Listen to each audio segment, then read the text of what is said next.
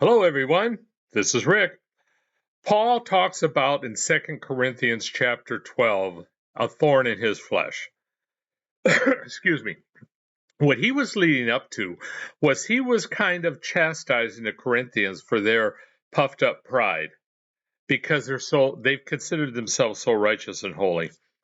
Because there were still many in the Corinthian church who felt that way and questioned Paul's apostleship because of traveling teachers who was bad-mouthing Paul, basically. So Paul started saying, I'm going to talk like a fool, and he started boasting about being a Jew. He was a Pharisee. He knew the law. He was caught up into the second heaven, and this transcended from chapter 11 through chapter 12.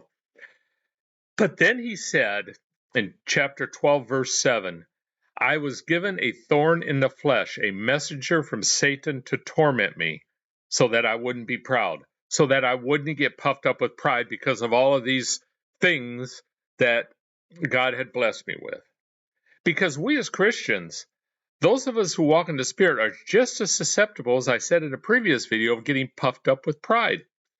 So the thorn in the flesh, God allowed Paul to have some type of infirmity, a demonic infirmity, whether it was of a physical nature or a spiritual nature, an emotional nature, I don't know. There's a lot of debate from scholars, and that's really unimportant as to what it is. The important thing is as why it is.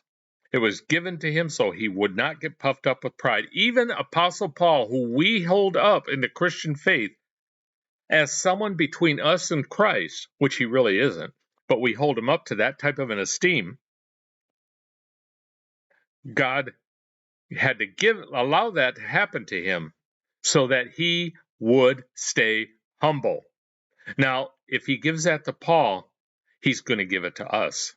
We are going to have the same type of thing. Maybe not the exact same thorn, but we're going to have something.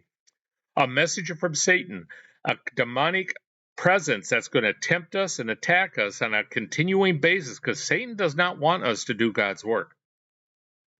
And God's response to Paul is the same response he's going to give to us. My grace is good enough for you.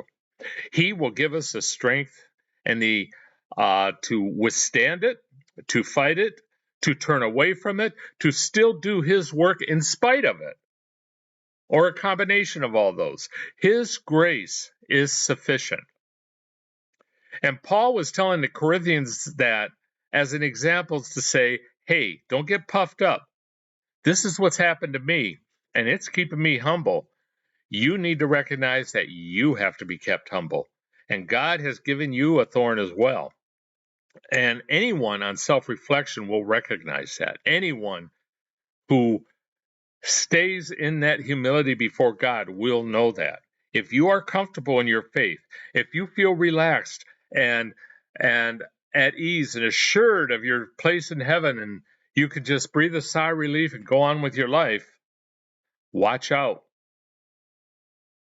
Turn back in humility and recognize that you are going to be refined as a piece of gold that's embedded in rock has to be melted and refined with a burning fire. So do we. That is how God can purify us through this thorn so that we can be prepared and ready when that time comes. Until next time, God bless.